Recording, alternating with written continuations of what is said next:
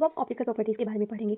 जो एरोसोल का इंटरेक्शन हमारे सोलर रेडिएशंस के साथ होता है, उसको जो यूजुअली हम मेजर करते हैं वो एरोसोल ऑप्टिकल प्रॉपर्टीज़ के द्वारा करते हैं। जैसे कि और बहुत सारे तरीके हैं जिससे हम एरोसोल और सोलर रेडिएशंस का इंटरेक्शन कैसा हो रहा है वो डिटरमाइन करते हैं। सबसे पहले जैसे कि scattering coefficient, absorption coefficient, aerosol optical depth, single scattering albedo और एंगस्ट्रॉम एक्सपोनेंट के थ्रू, इन चारों पांचों के थ्रू हम जो है ये एरोसोल की ऑप्टिकल प्रॉपर्टीज़ क्या है डिटरमाइन करते हैं।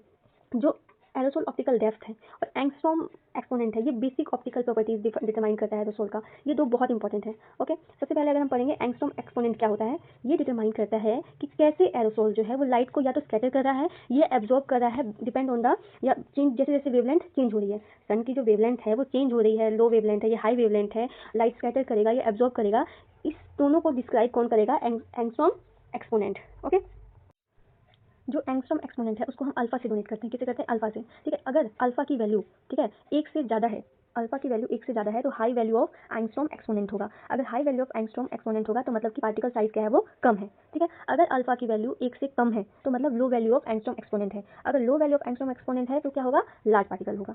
ठीक है, आई होप आपको समझ आया हो कि एंगस्ट्रॉम एक्सपोनेंट जो है वो हम डिस्क्राइब करता है कि एरोसोल जो है वो कैसे लाइट को स्कैटर कर रहा है या एब्जॉर्ब कर रहा है वेवलेंथ चेंज होने के साथ साथ। वेवलेंथ और एरोसोल का स्कैटरिंग और एब्जॉर्प्शन इसको डिस्क्राइब करता है। ठीक है, अब हम आगे पढ़ेंगे एओडी के पैरामीटर जो है एरोसोल ऑप्टिकल डेप्थ जो है वो किस लिए यूज किया जाता है कि मैग्नीट्यूड क्या है एरोसोल का क्या मैग्नीट्यूड है को वो लाइट को ब्लॉक कर रहा है, जो सन से आने वाली रेज को वो ब्लॉक कर पा रहा है स्कैटरिंग के थ्रू या एब्जॉर्प्शन के थ्रू। मतलब कि मान लिया ये अर्थ है, अर्थ पे सन की रेज आ रही है तो हमारे एटमॉस्फेयर में कितना एरोसोल है, कितना मैग्नीट्यूड है एरोसोल का कि जो कि वो लाइट को या तो एब्जॉर्ब कर ले रहा है और या तो फिर स्कैटर कर दे रहा है इधर उधर। ठीक है, या तो एब्जॉर्ब कर दे रहा है या स्कैटर कर दे रहा है इन वर्टिकल कॉलम। तो ये क्या डिफाइन करता है, ये किसके द्वारा डिफाइन होता है, एरोसोल ऑप्टिकल डेप्थ के थ्रू।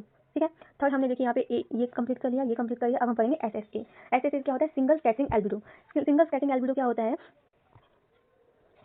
सिंगल स्कैटरिंग एल्बिडो देखिए सिंगल स्कैटरिंग से कि सिर्फ हम स्कैटरिंग की बात करेंगे। जब लाइट अर्थ पर एरोसोल जो है वो स्कैटर और एब्जॉर्ब दोनों करता है। एंगस्ट्रॉम एक्सपोनेंट में स्कैटरिंग और एब्जॉर्प्शन दोनों की बात हो रही थी, एरोसोल ऑप्टिकल डेप्थ में भी स्कैटरिंग और एब्जॉर्प्शन दोनों की बात हो रही थी। लेकिन सिंगल स्कैटरिंग एल्बिडो में हम ओनली स्कैटरिंग पे एक बात करेंगे कि लाइट जो है वो कितना स्कैटर्ड हुआ है, लाइट जो है वो कितना डिक्रीज हुआ है, यानी कितना स्कैटर्ड हुआ है as compare to total decrease. Total decrease का मतलब यहाँ पे स्कैटर और एब्जॉर्ब दोनों को जब हम काउंट करेंगे, दोनों को जब हम कैलकुलेट करेंगे तो कितना डिक्रीज हुआ है ओनली सनलाइट बाय स्कैटरिंग। ठीक है, तो यहाँ पे सिंगल स्कैटरिंग एल्बिडो का मतलब ये है कि light scattering by particles compare to total light extinction by scattering and absorption. मतलब टोटल लाइट का एक्सटिंक्शन स्कैटरिंग और एब्जॉर्प्शन से कितना हुआ है as compare to light wave जो है स्कैटरिंग से हुआ है। ठीक है, इसका रेंज जो है 0 से 1 के बीच में वेरी करता है। अगर इसकी वैल्यू 1 है तो मतलब ये सिर्फ स्कैटर्ड हुआ है, स्कैटर होगा तो मतलब कूलिंग ज़्यादा होगी।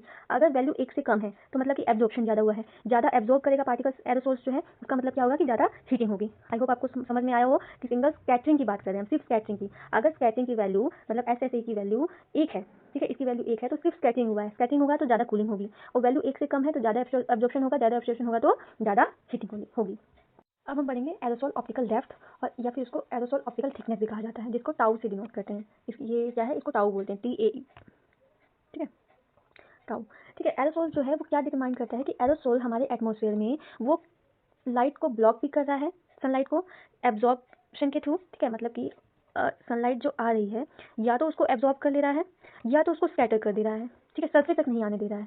तो वो क्या है, वो किसके द्वारा हम डिटरमाइन करते हैं, एरोसोल ऑप्टिकल डेप्थ के द्वारा। ये जो है वर्टिकल कॉलम में हम डिफाइन करते हैं, एरोसोल ऑप्टिकल डेप्थ को हम वर्टिकल कॉलम में डिटरमाइन करते हैं। डायमेंशन लेस नंबर है। ठीक है, एरोसोल का कंसंट्रेशन और ऑप्टिकल डेप्थ जो है वो डायरेक्टली प्रोपोर्शनल है कि अगर एरोसोल का कंसंट्रेशन बढ़ेगा तो एरोसोल ऑप्टिकल डेप्थ का नंबर भी बढ़ेगा, अगर कंसंट्रेशन कम होगा तो एओडी की वैल्यू भी कम होगी, तो डायरेक्टली प्रोपोर्शनल है। ठीक है, अब पर्टिकुलर वेवलेंथ पे एरोसोल ऑप्टिकल थिकनेस जो है वो ज़्यादा होगा अगर, तो less light of wavelength which is the earth surface. ठीक है, अगर पर्टिकुलर वेवलेंथ पे एरोसोल ऑप्टिकल थिकनेस ज़्यादा होगी तो जो लाइट पहुंचेगी हम उस वेवलेंथ की, उस पर्टिकुलर वेवलेंथ की जो लाइट जो हमारे अर्थ सरफेस पे पहुंचेगी वो क्या होगी, बहुत कम होगी।